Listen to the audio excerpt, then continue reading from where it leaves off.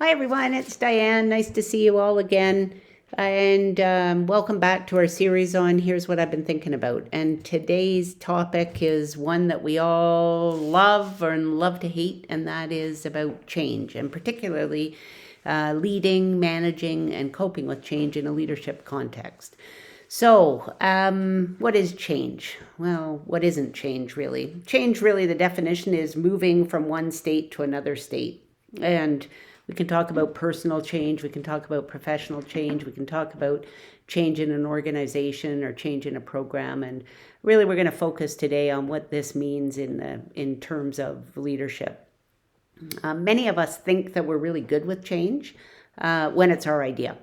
So oftentimes change happens that's out of our control, and that actually makes us way more uncomfortable than we think that it should. We're all way more comfortable with the status quo than we would choose to admit. And there's something about being comfortable and knowing what the rules of the game are, knowing what the framework is, having as much certainty and consistency in our lives that really just sort of predisposes us to be resistant to change. And again, when it's our idea, it's not a bad thing, but when it's somebody else's idea or something we don't have any control over, then that's a whole different story. So we're going to explore that a bit today. I want to talk about organizations first, just for a little bit, because I think that that's a really good example of how when we as leaders and we as organizations don't change and don't continue to be relevant. So, one of the really great examples, I think, is how many of you, I would ask, have rented a video from Blockbuster recently. Probably you've all watched a movie, but you probably haven't gone to a video store. You've probably watched it on some sort of a streaming service. How many of us have developed a film recently when we think about something like Kodak and that company, and we think about what it used to be like. Some of you may not remember this, but what it used to be like, where you actually took pictures on your camera and then you had to take the film in to be processed, and there were 24 pictures on a film, and maybe 3 of them worked out. And now, as we delete pictures from our phone, it doesn't even occur to us that was the way it was. So again, staying relevant is an important part of change, and particularly in organizations and companies. When I think about some others like Kentucky Fried Chicken, who changed their name to KFC because it was no longer considered to be good to have fried in a name. When I think about Boys and Girls Clubs, and I think about the recent name change to BGC, because in today's values and thinking, gender equity and gender is a much more fluid notion than it was back in the day when Boys and Girls Clubs was founded. So again, this need to change and this need to be relevant is really important. And when it comes to leading programs, leading services, leading organizations, leading companies, change is even more important. So let's talk about the difference between leading change and managing change and dealing with change. So leading change is often what leaders are called to do. And I think that there's a couple of things there that are really important. The first is that there needs to be a compelling vision for the future. If you don't have a vision for where you're going with the change or why it is that you want to change, then it's really difficult to initiate any sort of change. And so as a leader, being clear in your own head about that vision, and then being able to influence other people to see that same vision and to buy into that vision and to be as enthusiastic and as passionate as you are about that vision. And influencing others also comes with supporting and coaching others, because we all adapt to change at different times and at different levels. And so just because you're there, it doesn't mean that the rest of your team is there as well. So making sure that you're providing the coaching and the support that's necessary in order to get there. And sustaining momentum and perseverance. My gosh, the one thing about change initiatives we know is that they, as Rosebeth Cantor says, they're a campaign, not a decision. And so in a campaign, you need to have momentum and you need to have perseverance and you need to be able to figure out how to continue to push towards that preferred state or towards that vision that you had in the first place. And then the other thing that's a really important factor is ambiguity. So oftentimes that's a scary thing. It's uncertain. It's the gray. It's the place where oftentimes we don't like to be because we don't know. We don't know the rules. We don't know for sure about what's going to happen. And in leading change, it's really important that uncertainty is okay. And ambiguity is okay, and confidence to have that we have the resilience to deal with things when they don't go quite the way that we thought they were going to. So that's all about leading change. The cool thing there is that oftentimes the person who is leading change has more control. And control is one of those things that's a really funny thing when it comes to change, because oftentimes we lose our sense of control in change. Managing change is both important if you've led the change yourself or if you are in a position where you now have to manage the change process to get to the desired state that the organization or team or program is trying to get to. So in that case, some of the skills that you need to apply to that are about understanding the process of change and how people change at different levels. And there's a range of emotions that folks go through in terms of change. And there are lots of change management models out there.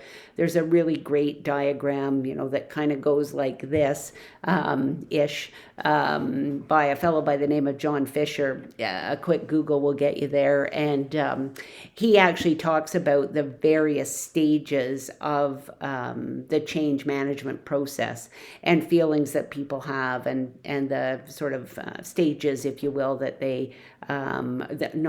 that we all go through when we're trying to manage change.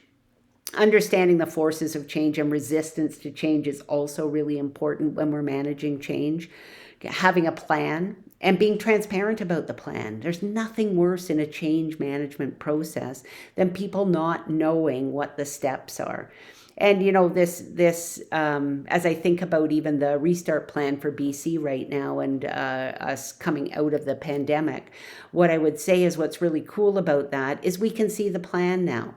There's a 4-step plan, and we know that by September, as long as everything goes in the way that it is intended to, that we will be more or less back to normal social interactions and those kinds of things.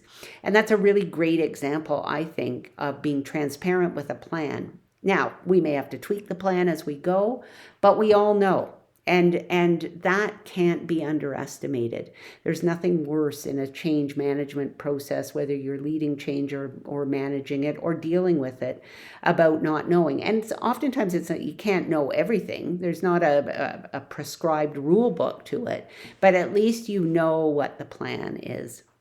And communication, again, communicate. You can't over communicate really when you're dealing with a change management process.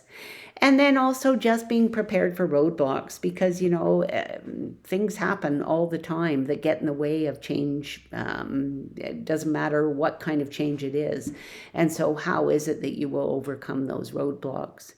And then the last one is dealing with change. So we've talked about leading change, which is when you have initiated the change or been part of the initiation of that change.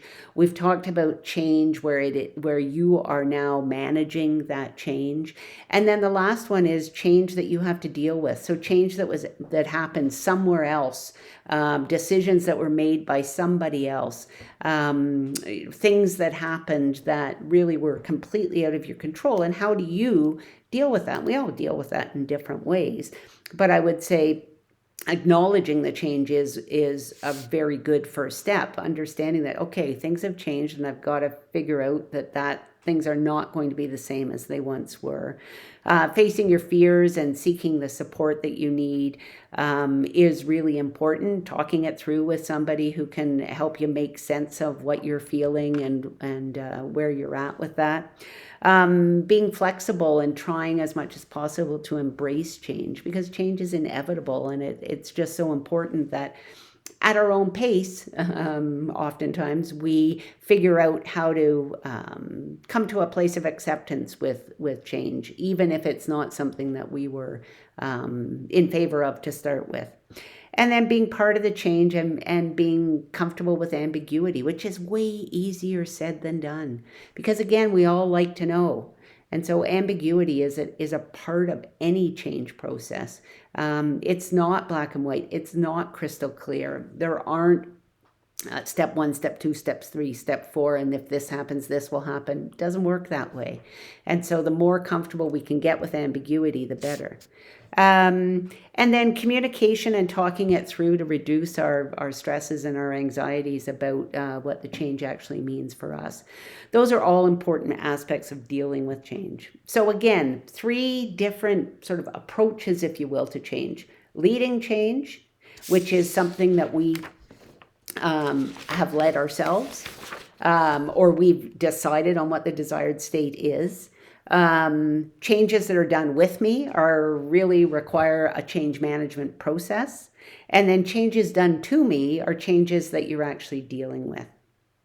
So I want to talk about in our final few minutes to talk about a fantastic article by a woman by the name of Rosabeth Cantor, and she has written lots for Harvard Business Review and is in my books a brilliant woman who has made sense of a lot of this stuff, I think, in a way that really makes sense for me. So I'd like to share it with you. And she's got this great article called 7 Truths About Change to Lead By and Live By. And the first one is that change is a threat when done to me, but an opportunity when done by me. And, that's exactly what we just talked about. When we're in control and we're leading the change versus when we're dealing with the change, there's 2 very different dynamics there. So exploring what that means and when change is a threat and when change is actually an opportunity.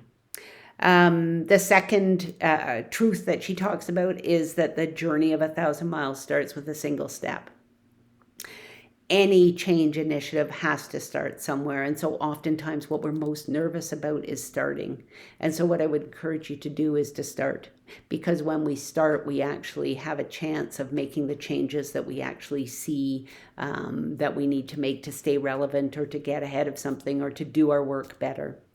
If you don't know where you're going, any road will take you there. Again, having a vision, having a why. Why is it that this is important? Making sure that you're communicating that. Because if you don't know where you're going, who knows where you're going to end up? And the roadmap may not be quite clear, but when you're crystal clear about the why and where it is that you're going, that's so important to any change initiative. The other thing is change is a campaign, not a decision.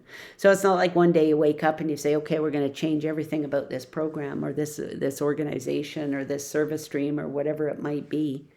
You may make that declaration, but then the campaign starts. And it truly is a campaign. It's a campaign of influence and communication and perseverance and resilience and ambiguity. It's not just a decision. Of course, you have to make the decision, but the campaign comes after the decision, and that's just absolutely important. When you come to a fork in the road, take it. That's her 5th truth. And you know what? I think that's so important because that talks about trial and error. And the thing about change that's so hard for so many people is you just don't know. You don't know if it's going to work. And that's really hard. And what I would say to you, I had a quote in front of my desk for years that said, you'll be fine if it doesn't work out. Because that's the thing, we get so messed up in our head about whether it's a reflection of ourselves and feeling badly and not wanting to put ourselves in that position. But you know what? If you don't try, how are you going to know? And give yourself permission to try. Because again, we're just also comfortable where we're at right now. And if you try, then you know what? If it doesn't work out, you'll be fine. And if it does work out, then you can take another step and eventually get to where it is that you want to get to. The sixth truth is about everything feeling like a failure in the middle. I had a mentor who used to say to me, never say whoa in a mud hole. And you know what? That's exactly the same thing. It was a cowboy kind of an analogy. And so feeling like a failure in the middle is so oftentimes things have to get worse before they get better. Every time, actually. Things have to get worse because you're leaving something that you know and you're going to something that you don't know. And in the middle, it's messy, and change is messy. And that's okay. That's what actually makes it better in the end. And the last one is that Rosabeth Cantor says in her 7 truths about change to lead by and live by is be the change you seek to make in the world. Live your values, make sure you speak up and speak out when you need to, making sure that you're the role model, that you're walking the talk. Again, if you're going to put up two words, 3 words on in front of your desk, walk the talk is a great one. Right? We all want to follow leaders who walk the talk, who do what they say they were going to do. And that's really important in a change initiative in particular. So that's it for me today. I could go on with this subject forever. This was an introduction to change and leading change and managing change and coping with change. There'll be more sessions on change because, again, it's just one of those topics that in a leadership journey comes back over and over again. So thanks again for watching today, and we'll see you again next time. Bye-bye.